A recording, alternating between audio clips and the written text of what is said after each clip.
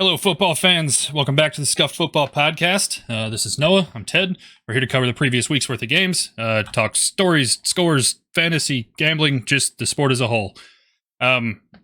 So this week for me was the first week that I actually sat down and watched football. I just kind of got sidetracked with stream and the stuff that kept me away from streaming. Football kept me distracted from that other stuff, so I still got nothing done except just watching 7 straight hours of mindless football. And it was such a great week to do it, man. There were so many tight games, a lot of surprises, lots of just really, really fun football. But the biggest thing for me was how much we learned from division games, teams within the same division. To start off, obviously I want to start with you, Noah, and head to that Buffalo-Miami game. My big takeaway from that was Buffalo's clock management. Both halves, they failed to get a playoff or failed to get a spike to get another playoff. It was a surprising lack of offense, I guess, but that being said, both defenses were really good and showed it too. What was your big takeaways from that game? How do you think it impacts your views of the division? I think, like I said last week, I think that Dolphins are scary. I know that obviously the Bills are still, a Super Bowl favorite. I think that they're, probably I would still rank them as the best team in the NFL right now overall. I think that despite that, the Dolphins are scary, and I think that that's going to be a really good game if we get another one. But I think that this is the first time we've ever seen the Bills have a problem with clock management in all of their time, or the past few years of the Josh Allen era. So I'm not going to read too much into it. I'm just going to say it was poor for them to not be able to, but we've never seen that problem before. And I think that divisionally wise, though, again, like I'm saying, Bills are still top one, but Dolphins are scary. Yeah, we saw a bunch of that clock management stuff around the league. I think there were 4 games that I saw in the 1 o'clock hour that, failed to get that last playoff. And then I know the Bucks kind of suffered with the delay of game towards the end there to keep up with the Packers too, making that 2-point conversion harder. So just very surprising to see the clock management stuff. But I think watching Buffalo and Miami, the biggest thing was just how scary both these teams are. Like, even playing against very good teams, both of them demonstrated that they can be really good on both sides of the ball. I think whoever wins this division is going to be really, really, really scary for a Super Bowl run. The next one on my list was the Eagles and the Commanders. My takeaway less than the last one was that this was a good game, more so that the Eagles are very much for real. I know we've kind of said that after the past couple of weeks, but their offense has been the driving force the previous 2 games, and this week their defense just put on a clinic, man. They were brick walls. It was a whole lot of fun to watch Carson Wentz do exactly nothing on offense. I will say that I do agree. The Eagles are for real right now. Jalen Hurts and that offense, he's got it cooking. Again, that defense was great. Again, seeing Carson Wentz kind of flunk in his first game against the Eagles. The past 2 weeks, he did decently in those games. And obviously, I think we're seeing him kind of come back to there is a reason that the Eagles got rid of him. I will say the only thing that kind of concerns me, even if it was just clock management wise, trying to run down a lot of time, the Eagles didn't score in the second half at all. And they only technically scored in the second quarter alone, which kind of I feel like could be concerning, just scoring in the single quarter. Again, it was an explosive quarter, but that whole second half, no scoring is a little iffy for me. Yeah, I agree. Their play calling got a whole lot more conservative. There was a whole lot more running the ball and a lot less aggression, especially in the second half, which I think is where you saw them give up that safety late in the game, was just lack of play calling late. But I'm hoping that winning games like these, even with those struggles, they can learn to figure that out and learn to play with a lead, especially as the season goes. I mean, it's still pretty early, but even the points that they put up just in that one quarter by itself tells me that they can compete with just about anybody in the league, which is even higher than I had hoped for this season. So pretty excited for that. Staying in the division, I think we learned a lot from the Giants and the Cowboys the other day. I really think that the Giants' defense is something to be feared, which I was not ready for at all at the beginning of the season. But I think the biggest thing for me was that Dallas is still going to compete this season, even if they're missing Dak for a long time. Like their offense looked really smooth, really fluid. The play calling was good. Everybody worked together. Dallas is very for real, and Dak Prescott coming back only makes them scarier. Yeah, I agree. I think that, again, it was interesting that even despite this little, winning against the Giants, against a decent defense that, again, I wasn't ready to see either. Again, it's the Giants. Like, I wasn't expecting anything. I think it's important to note that we haven't seen Ezekiel Elliott be that top all-star that he is. I think that we've seen more from CeeDee Lamb. I think he kind of proved this game that he can be a big name star. But again, I think that bro, I swear to God, every week it's something. But again, I think that the Giants, in the fact that they were winning at one point, was just, in general, again, this is the third week. I still wasn't expecting them to be winning at any point. They did kind of crumble in the fourth. But again, I think there was also just an incredible grab by CeeDee Lamb on that TD. So you can't, there's only so much you can do. And I think that was just like a really good play. But again, I think the Giants could be scary. And I did see a report that Dak might be back next week. I find that highly unlikely, but he might be. So who knows? Throwing hand injury is always scary, and I hate thinking to rush those things, especially when your team is doing well. Winning a division game in a primetime slot is a really big deal. So I don't see any need to rush him, especially when they're doing what they're doing now. But I think as far as Ezekiel Elliott goes, I mean, what I've seen from what I've watched of them is that he's just as much of a threat being on the field as carrying the ball. Their passing offense opens so much because they need to stack the box and protect against Ezekiel Elliott. The first team that drops 7 back in coverage, the Cowboys are just going to run a draw play and Zeke Elliott's going to run over them. Like, him just being on the field is threatening enough to open up their offense that I don't even know how many touches or how well he needs to do to make a difference. It's just not in his own numbers versus the offenses. Like, the way that they're playing is very, very, very scary. Agreed. The last division game that I want to make note of was Detroit and Minnesota. We've brought both of these teams up a lot in the past couple of weeks. Both of them have played some really good games and genuinely really impressed us. Them playing against each other, I think the Packers should keep their eyes open, and it's not just a walk-away favorite with this division. Both teams had a pretty good day on offense. Both defenses were solid enough, nothing over the top, but still pretty good, that I really think these teams could make some noise, and watching them play each other opened that door even further for me. Agreed. I think that in general, we've seen, obviously the Packers were, when we first did this, the Packers were our top pick for both of us to come out of that division. And I think all of those teams, actually, I think that the 3 other teams, the Bears, the Lions, and the Vikings, have shown that they're like decent now. I think that Justin Fields has proven that the Bears are good. Jared Goff is back, throwing and, like looking like an actual quarterback. And, we still have the Vikings, who are always going to be a smaller threat, I guess. And I don't think I've seen that same drive from the Packers. So I think that is actually going to be an interesting division. I think there's a good chance that, again, like I'm agreeing with you, I don't think that it's going to be a cakewalk for the Packers. Yeah, even though the Packers are playing pretty decent football against some pretty good teams, they just haven't showed me a whole lot to believe that like they could really make that late season push.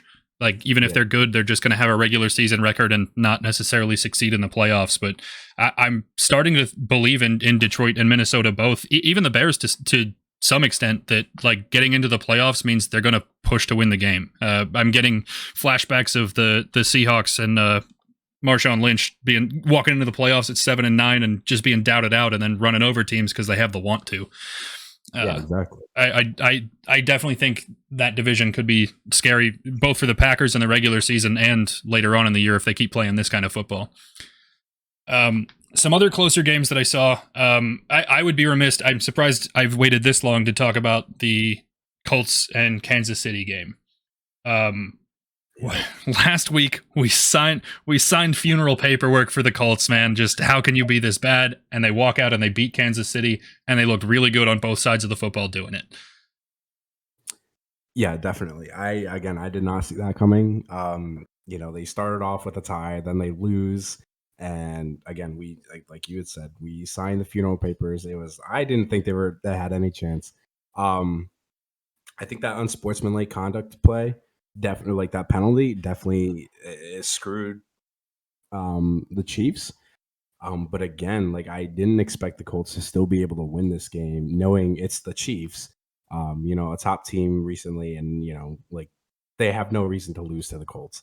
So I'm surprised by that upset, and I think everyone kind of was. But it's the first time we've seen life from the Colts, so maybe this will be a nice little turning point. But we'll have to keep an eye on that. Yeah, and we talked a little bit last week about divisions too, where like we kind of talked that the AFC West was a little further down than we thought they might be. We brought up the Chargers, we brought up the Raiders, just that maybe wasn't as good a division as we thought it was. And I know personally, I started to feel like, well, this is going to be Kansas City's to lose again if things keep going this way. But now watching them lose to the Colts, sure, the penalty hurt, but I mean, the Colts played a better football game entirely. I really think that like that division might be a struggle too. I don't think Kansas City can just walk over it if they're losing to teams like the Colts. Right. The Ravens and the Patriots had a wild finish. I was on Red Zone at that point through the witching hour, and my God, did that game go back and forth about 11 times. So many turnovers, so much scoring, especially late in that game. That was a wild, wild finish. But I don't know how much we really learned from the Ravens beating the Patriots. I mean, I don't think the 2-score game is indicative of quite how close that game was. Right. I think it was really obviously we had both picked the Ravens to win this game. But again, I think it was in a sloppy manner. Like I think I expected the Ravens to be more like I expected the Ravens to score this much, but I didn't expect the actual sloppiness of every turnover. I expected them to play a lot cleaner and still beat the Patriots like fair and honestly. So I do feel like the score wasn't indicative of how close the game was, but I also expected them to score that much, but again, not with the mistakes that they had made. Yeah, just a wild finish. It did kind of surprise me to see the turnovers. Belichick's teams are notorious for ball management and keeping things safe, but they turned the ball over. The Ravens giving it back to him, trying to lose the game at a couple of different points. It was something, man. The Texans and the Bears was the next one that caught my eye. Again, Justin Fields kind of put the Bears offense on his back. My big thing with that was that they were very, very run heavy. The way Justin Fields has been playing, I know they've been running the ball more than most teams in the league, but at least they've given Justin Fields some time to step up in the pocket. That game felt like every single highlight was a rush. Yeah, agreed. I do. Just in general, though, I think that the Bears is a surprise team right now. Like we were saying, that division is now not a cakewalk. And I think that Justin Fields is kind of rounding out to be that, top pick that he was, which is really interesting. Obviously, we haven't seen that from him in a very long time. I think there was literally like one game that we saw him kind of be like the Justin Fields from college. But now we're starting to see little flashes of that. Agreed, they were run heavy, but he's leading this team to wins and being close in games. So it's interesting to see. Yeah, and I don't mean to detract from him or his play. Like, obviously, a lot of those rush highlights were his. I mean, there was a 3rd and 9 scramble where he ended up rushing for 20-something yards. Like, it's not to take anything away from them. The dude's still carrying, but it's just, it's not necessarily in the fashion that his play the past couple of weeks had shown. The last game to cover that I have on my list is the Packers and the Bucks. First off, what a boring, terrible, terrible game. Yep. But the big things for me were watching two quarterbacks that have been stalwarts in this league, the gold standard forever, both look so mediocre. Very much not like Brady to lose that game in the clutch, especially with the delay of game penalty that I thought was super avoidable. But then for neither one of them to even score a third touchdown, I mean, the game ended 14-12, right? Like there was just so much underwhelming there from quarterbacks that we thought to be really good. My huge takeaway from this is that maybe it's time to start considering other quarterbacks in the league as the gold standard instead of looking up to these guys. Agreed. I think this was probably a game that was highly anticipated, and I think obviously, God, like again, this game was just it didn't show. This is what I was referring to. Like it doesn't. The Packers haven't shown to me that they have that drive right now. Like if you beat the Bucks, like you were going up against Tom Brady as Aaron Rodgers. You're 1-5 against them all time, or 1-4, whatever. And there's like so much on your legacies, like it's like made out to be such a big thing, and then you just put out like 14 points. Like it's just and neither team there really had it. I mean, I think both of these teams coming into the season were probably among NFC favorites, partially because we talked about like their divisions were easy, but also because like these guys have just been really good forever. Both offenses have a whole lot of potential, especially when those are the guys throwing the ball. But now, like this week, just really, if one of them had come out and really slung the ball all over the field, like you could be like, okay, they're still a favorite because they can beat a good team and their offense looked solid. But both of them just managed to disappoint in a just overall disappointing game. I think it's hard to consider either one of these two NFC favorites at this point. No, for sure. All right. So we talked a little bit about who was contending, how divisions were going to go. I think it's a nice smooth transition because it's never too early to start talking about the Super Bowl. I figure if we cut the season into quarters, then we can, kind of reassess like some Super Bowl favorites, some contenders, some teams that might be hopeful and have an outside shot. So I think the easiest way to play this is I'll give you my lists. Tell me if I'm missing anybody, argue if you think somebody doesn't deserve to be there. But at this point, my favorite list is pretty small. Obviously, I have to include the Eagles and the Dolphins, both being 3-0, both beating some pretty decent teams and playing really good football, both sides of the ball. I think it would be hard to leave either of those two off the list. The Bills obviously deserve to be in the favorites. They're still a really good team. They played against the Dolphins really, really well, even in a loss. Like they lost to the clock. If the game was 4 minutes longer, I genuinely believe they came back and won that game. And like that's just all there is to it. The last one on my favorites list is the Rams. The Rams have been playing pretty solid football. I think the NFC has showed us that like there's some competition and it's not as strong as we thought it was going to be. And I think the Rams schedule, as well as being in the NFC, I think they've got a decent shot to get there and make some noise. Agreed. Yeah.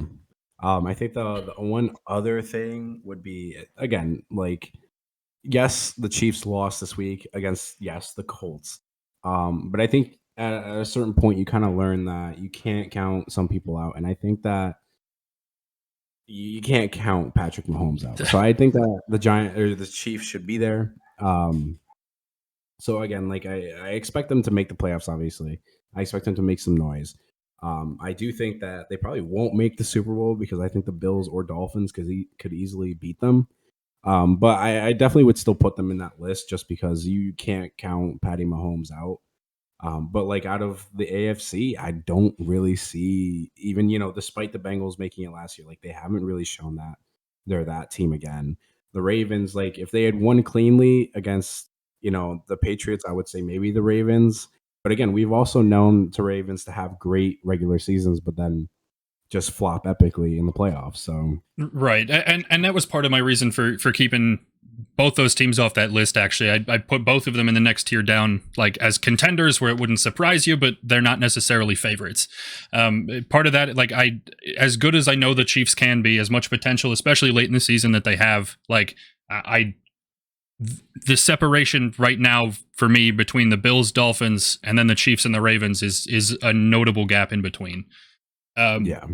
Some other teams that I included there, I put the Cowboys on there. Like I mentioned earlier, I think they've been playing very good football. They still look really solid, really cohesive, and then they're about to get their best quarterback back. I have the Bucks. Again, a lot of that's just the NFC and can't count out Tom Brady. He wins when it matters, except against the Packers, apparently. And then I actually put the Lions. I know that they've lost more games than they've won, but they really look good, and their schedule has not been easy to this point. The Vikings aren't a walkover. The Eagles are obviously on that list of favorites for me. The Lions, I really, really think when their schedule eases up on them, that they can take over, they can win some games, and they can beat up a lot of teams. Agreed. I'm still buying into the whole Lions hype. I was at the beginning of the season because of DeAndre Swift. Again, I didn't anticipate that, we'd see the old of Jared Goff, being able to lead a team. So I think that it's a surprise team to be in the contenders, but I don't disagree with you there. I think that out of the other teams that are in the NFC, I think they might have a really good chance of making some noise. Yeah, and then one step down from those teams, I have some teams that are hopeful. I guess these would best be classified as teams that I expect to make the playoffs, but not necessarily win a Super Bowl. I would be surprised if they won the whole thing. I put the Vikings in there. I know it's a little counterintuitive that the Vikings beat the Lions, but I have the Lions further ahead. I just don't trust Kirk Cousins to be that viable long term. I stuck the Packers in there. Again, I think Aaron Rodgers has the ability to win, but I don't necessarily know that he's shown it that far. I would be kind of surprised if this was his year. I still put the Bengals in there, mostly because I think they have the ability to win. Their 2 losses are very tight. I think they can win when it matters, but I don't know that they can win the whole thing. Some surprising teams, I guess, would be the 49ers, mostly because they're lower than I think people expected them to. I think they're good, but I know that their playoff run last year was not necessarily super impressive. It took the Cowboys on a blunder. Maybe. The Bears are a surprise. They're better than anticipated. The Giants, their defense is formidable. I think with a defense like that, you can play against anybody in the league, even if you don't win them all. And then I have the Jaguars.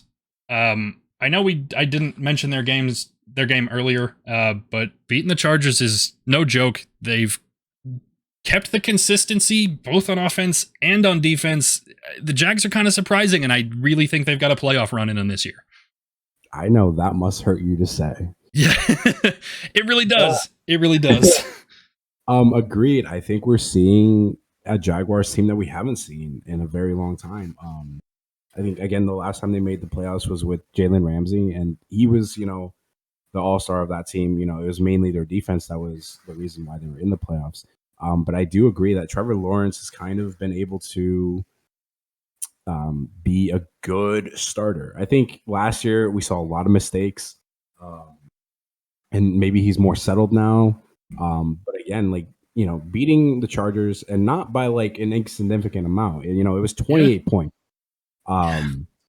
Was pretty impressive. I know obviously we don't really talk about the Jags because we didn't expect them to be this decent. But yeah, I would say they're hopefuls. I do think they could make the playoffs. I don't see them as a Super Bowl favorite, obviously, as well. But yeah, I think it's pretty surprising to see them, change that drastically from last year. Well, and I think too that under Doug Peterson, you've seen that quarterbacks don't necessarily have to be an MVP caliber. They just have to be serviceable, right? I mean, yeah. I don't think Nick Foles is a starting caliber quarterback, but he won a Super Bowl under Doug Peterson. We're now seeing it now where he doesn't have to be taking over games, right? But he can just come out, be a serviceable starting quality quarterback, and the play calling is going to be there to win them some games. Obviously the defense helps because I don't think anybody saw the Jags defense being this good, but Trevor Lawrence can go out and just be slightly above average and win football games that way because the team is just put together. Yeah. I guess the one last thing from covering last week that I want to talk about is injuries. So we obviously saw Mac Jones get hurt this week, which I think is a big blow to a Patriots team that's already not good. But I think that allows us to kind of chalk up the Patriots. I don't want to be, too early or, too reactionary, but losing Mac Jones is really going to hurt the Patriots season, even if it's only for a few weeks. Right. Agreed. I think that, losing I guess we can call him decent. He's no Tom Brady, but losing, your decent quarterback definitely hurts your chances, and just in general, especially in a league where, you have, like almost every team has, a better than decent quarterback. Um, so I think that does hurt the Patriots. Again, I didn't even see them going to the playoffs again this year. So I always kind of counted them out. Plus, I hate the Patriots anyway. So in the same division, Tua's injury was notable. I know he came back within the same game, but I think we did see how much of a difference he makes versus Teddy Bridgewater. Again, going back on stuff we said weeks ago, that I thought it was weird to pick up Bridgewater. Said he was, still a starter caliber in the backup role, but there was a notable difference between the two of them. Also kind of an undisclosed weird injury because that man was wobbling like he never learned to walk, but then he came back out and threw the football later on in the game. It was very strange. So I think that has to get noted. I also AJ Green leaving that game early, I think is going to do significant damage to Arizona. We've talked a couple of times. I think we haven't actually missed a week yet where we haven't talked about DeAndre Hopkins being out and being fortunate to still have even one receiver on the team. But now losing AJ Green really, really is going to hurt their offense. Agreed. I think that AJ Green's a bigger loss than people are expecting because AJ Green's been in the league for, so long. He's a veteran. And when you needed like that, consistency, you could always turn to him. So I think that they don't have that proven yet. Again, DeAndre Hopkins, the other guy that they go to like when they need, a first down or anything. And I think that they don't have that in a second star capacity where they have that consistency, where they have that person they can turn to. So I think that's definitely going to be big. And it'll be interesting to watch going forward. Yeah, another big chunk out of the offense comes from David Montgomery leaving that game real early. We talked about it earlier that the Bears have been really rush heavy, and it's not like they didn't have somebody to fill in the workload, but I think the gap between David Montgomery and everybody else is pretty large. Especially on the Bears, where that's like kind of one of the I don't even second string running back is like I know David Montgomery, but I don't know their second. So I forgot his name. I was like, I'll remember it to not write it down, and it's been half an hour. I didn't remember it. The dude carried the ball 20 yards. Like, it's not like he had a bad game, but it makes you wonder like how much different like David Montgomery would have been with their offense running the ball so many times. Staying with running backs, Dalvin Cook getting hurt. I know they said that he's more than likely to play this week, but I don't know what kind of workload you can get with a leg injury in that kind of position. And then trusting Kirk Cousins to just throw the ball the whole damn time doesn't look like it's going to be super positive in Minnesota. Right.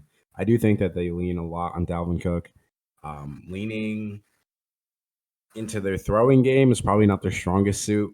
I trust, Kirk Cousins to be able to throw for, 150 yards with like a touchdown. But I don't trust him to throw for like 400 with like 4 TDs and, no interceptions. So definitely that'll be interesting to watch going forward. Yeah. And we'll see if Justin Jefferson gets involved in the run game more too with some jet sweeps and stuff. I know that that's not necessarily out of his wheelhouse, but if you want to put the ball in Dalvin Cook's hands a little less, it'd be a good week to pick that up, I think. The biggest one for me was Jarvis Landry and Michael Thomas both being out for the Saints. I think that Jameis Winston is super reliant on just being able to heave the ball downfield to a good receiver. I mean, any week we've ever watched him be successful is because somebody was open downfield and he just kind of heaves it. Losing Landry and Michael Thomas in the same week is really, really, really going to be a struggle in New Orleans. I know that Jarvis Landry is notorious for having catches the size of a CVS receipt, but it's not that he's not a threat down the field. And I mean, Michael Thomas is always going to be a loss. That dude is scary. Yeah, exactly. Again, we haven't seen Michael Thomas be the old Michael Thomas, where with Drew Brees and, he was like one of the top receivers. I don't think we've seen that Michael Thomas, but, he's still, a top receiver when he's healthy. So definitely that's a pretty big loss. And again, it's just, I think we've always seen Jameis Winston, again, like when he was on the Bucs, he would just throw it up and someone was going to catch it. Obviously and we didn't know if it was going to be the offense or defense. Somebody was going to catch it. So again, I agree. I think that's a lot of his playbook there of just kind of tossing it up, and that kind of hurt them. Again, losing to the Panthers. Again, in a game that I don't think they should have lost. But again, I think if they had both their receivers, that would have been a different game. The last one on my list, we didn't mention it last week when it happened, but I think it made an impact this week, is Justin Herbert. He had that rib cartilage injury, obviously didn't keep him out of the game, but I think we did see it a little bit this week. He had a couple of deep field throws, like it's not like it's going to keep him out of games or change their offense a whole lot, but it looked like he had less velocity. He looked pretty uncomfortable, and I really think that he could be a risk moving forward to rely on for the Chargers. Agreed. Yeah. So like last week we saw that injury, and it looked like he could barely evolve that. So, but then he was able to come back out and throw a dot. So, but again, this week it wasn't the same quarterback that we were seeing there. I think it definitely impacted him.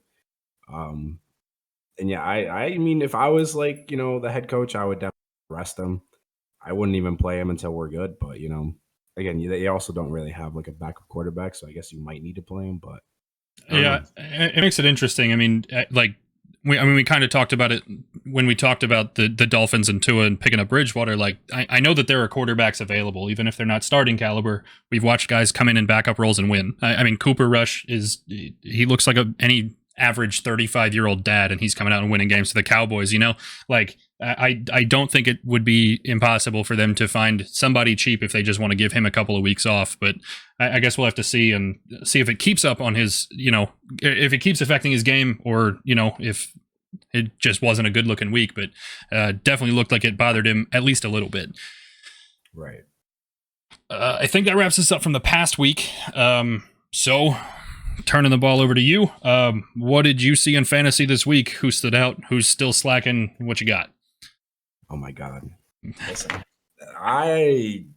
Fantasy and me this week did not get along. Okay.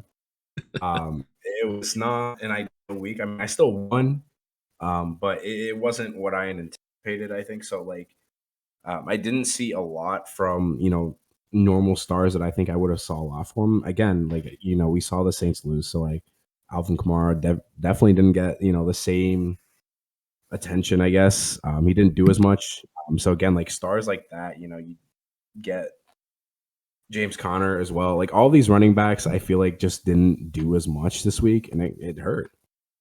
Yeah, but running back pulls some of these backups like Tony Pollard again versus Ezekiel Elliott. I think that was definitely a big change, and I think that was really ideal.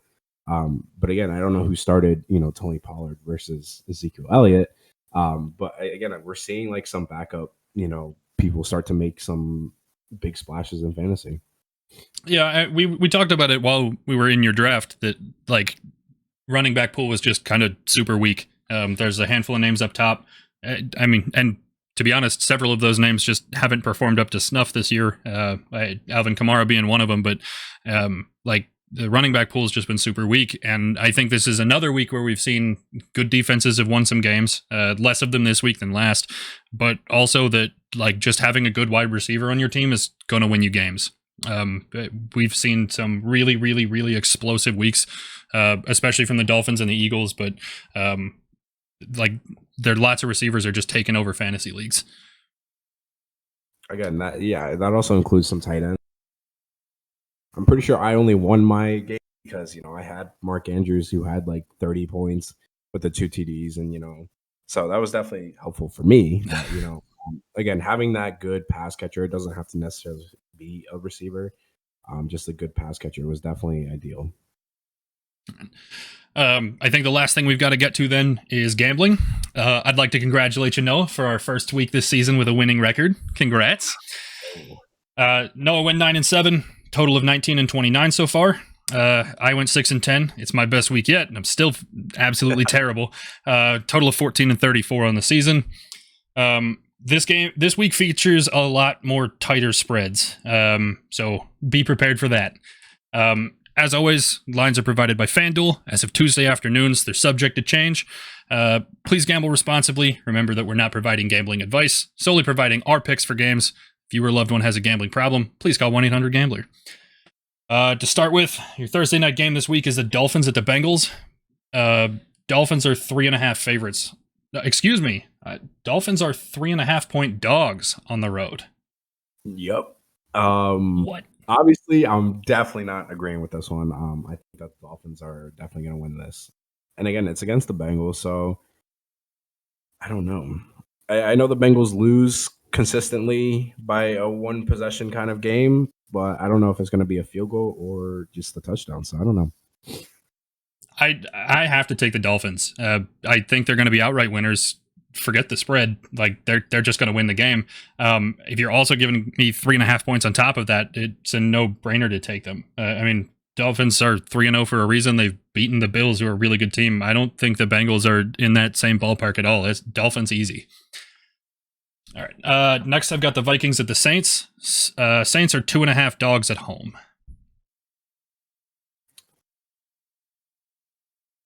I don't know.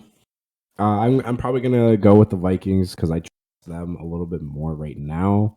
Even with the injury to Dalvin Cook, I think that Justin Jefferson can put this team on his back and win this.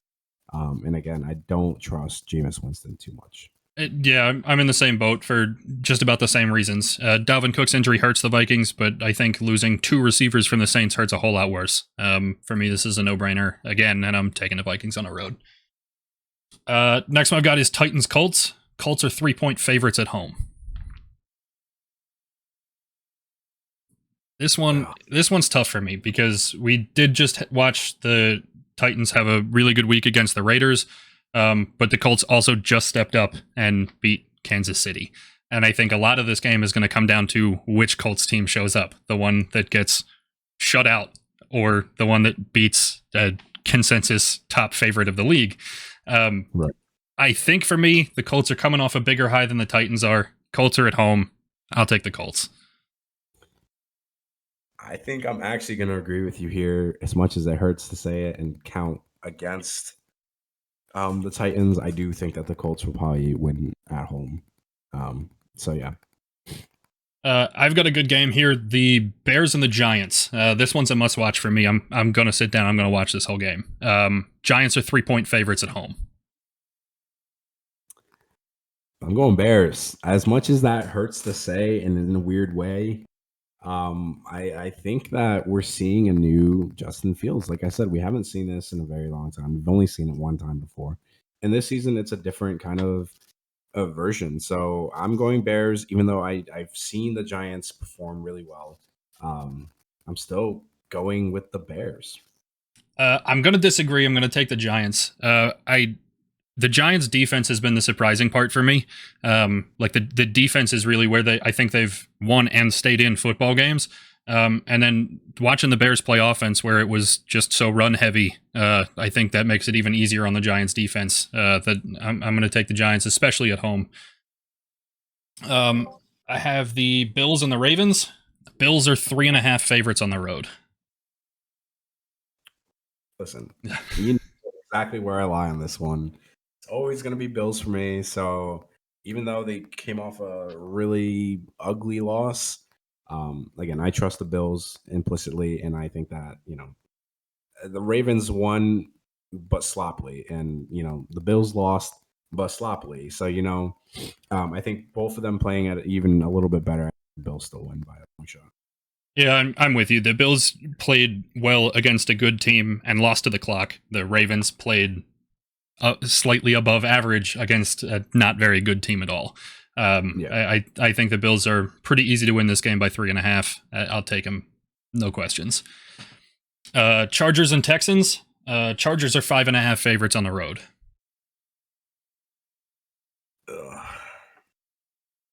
Look, for me, Texans are bad. I know the Chargers have been underwhelming, and I know that Justin Fields didn't necessarily look 100%, but I think I can still trust the Chargers to win by at least a touchdown in Houston.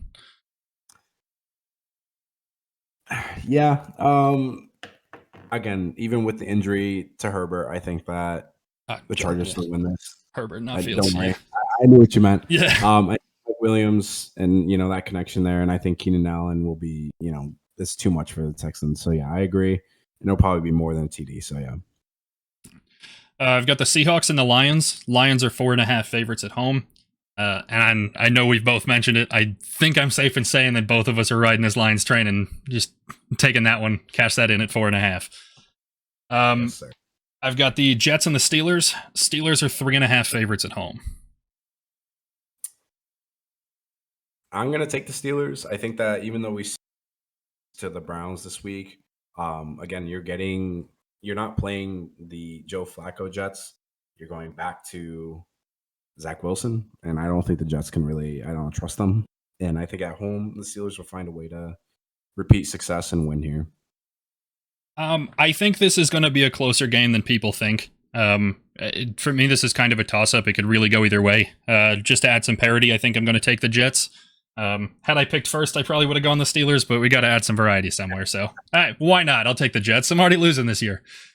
All right. I've got the Jags at the Eagles. Eagles are 6.5 favorites at home. That's up to you. I think I'm going to take the Eagles, but I don't want it to sound like a slight at the Jags. I think the Eagles' offense is good enough to beat them by a touchdown, but I think this is going to be a good football game, and I think going across conferences with a good AFC team and a favorite in the NFC, I think we're going to learn a lot from it, but I do trust the Eagles to win this game by at least 7. Again, I believe in the Eagles, but at the same time, I'm thinking that, this is a different Jags team that we've seen. So I'm going to go with the Jags. As much as, a 3-0 team is so tempting and, seeing how the Eagles have performed, I'm going to go Jags here. I think it'll be a good one at the very least. So I have the Browns at the Falcons. Browns are 1.5 favorites on the road. I think that's very low. I think Browns are going to win this by at least a touchdown. It is the Falcons after all. I don't know that the Browns have been super impressive this year. So I think what I've seen out of the Falcons offense is that they have the ability to score. And I think they could shock the Browns. I think the Falcons are not good, but they're a little bit better than we've been giving them credit for. I think I'm going to take the Falcons 1.5 at home. I think we could see some surprises here. Another NFC East game following the two from last week. I've got Washington at the Cowboys. Cowboys are 3.5 favorites at home. I'm going Cowboys, and I think that, I'd go with that spread for right now, but if they get Dak Prescott back, I think it's going to be by more than 3. I'm exactly in the same boat. I need to stop doubting Cooper Rush first and foremost. I'd like to apologize for putting some shame on that man's name, but Dak Prescott would put this up and over the edge, but what we've seen out of the Cowboys is that I think they can beat a subpar Washington team by well more than 3.5. I've got the Cardinals at the Panthers. Panthers are 2-point favorites at home. This one's rough for me. I think the Cardinals' injury to AJ Green hurts. I don't think they've been playing super great football to begin with. And then the Panthers coming off a high last week. I think this could be a really tough game. I think I'm still going to take the Cardinals, especially because you're giving them the 2. But I think this one could be more competitive than it should be. Agreed. I think that common sense is telling me go Cardinals because, it's the Cardinals, Panthers. But I'm going to go with Panthers here because I think a hot streak, maybe that one game is enough to kind of turn them around, maybe set them straight. And again, I haven't seen the Cardinals be, that like top team that they were last year at this point. So I'm going Panthers, and I think that's like pretty even. Hard to disagree. I got an AFC West game. The Broncos at the Raiders. Raiders are -2. I think the Raiders get their first win. I'm with you. I don't think I've seen a whole lot out of Russell Wilson to make me believe that a new uniform is going to turn his career around again. I think the Raiders still have the ability on paper to be a good football team, and the Broncos just haven't showed me they have that ceiling. So I'll take the Raiders too. This one was kind of a surprise to me on the spread, but I've got the Patriots at the Packers. The Packers are 10.5 point favorites at home. Losing Mac Jones hurts a lot, and I get it. The Packers' home field advantage is really good, and I get it. But 10.5 feels disrespectful for a guy who's been playing really, really mediocre all season in Aaron Rodgers.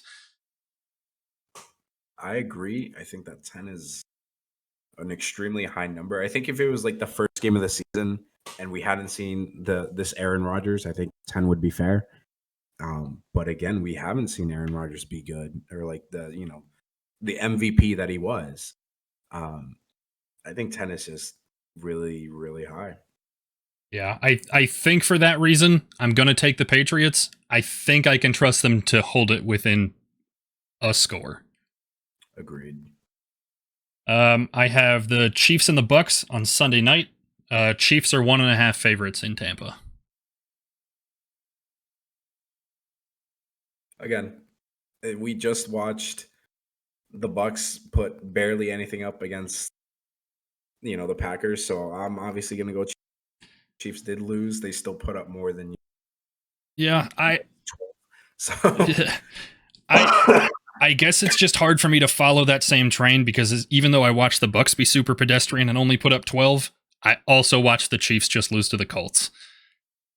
This is such a hard game to pick. I think it's going to be good. I think it's going to be high scoring. Man, does this pick suck. I'm going to stick it to the Chiefs too. For what it's worth, I am 0-3 in Chiefs games this year. So if they don't win, I think I'm just burning Chiefs games to the ground. I think. Yeah, but I'll take the Chiefs. We'll see what happens. And then the last game of the week is Rams at 49ers. Niners are 2.5-point favorites at home. Shaking your head no there. I think that means you're leaning Rams. Again, we be, still not like, overly overpowered, but I think they've shown that, they're comfortable enough to beat a Niners team that just put up 10 points against the lowly Broncos. So I think that this, like, oh God, like there's no way. By a lot more than 3 points. Yeah, you might cut out a little bit there, but I think the gist was that like Rams haven't been dominating, but the 49ers have been mediocre even against the Broncos last week, that taking the Rams. I think I'm with you. I'm in a similar boat. The Rams, I genuinely still believe them to be a good team with a high ceiling. The 49ers have flashes of looking like a competitor and then flashes of just maybe not quite. I think the Rams, especially going into this game as underdogs, I think they should show out and win the game. Yeah. All right. That's everything on my docket. So unless you feel like I missed anything, I think that wraps us up for this week. So obviously, thanks for catching us on Spotify and YouTube.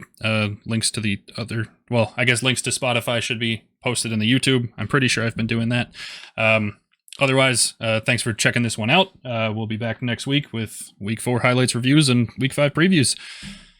See you guys next week. See you guys.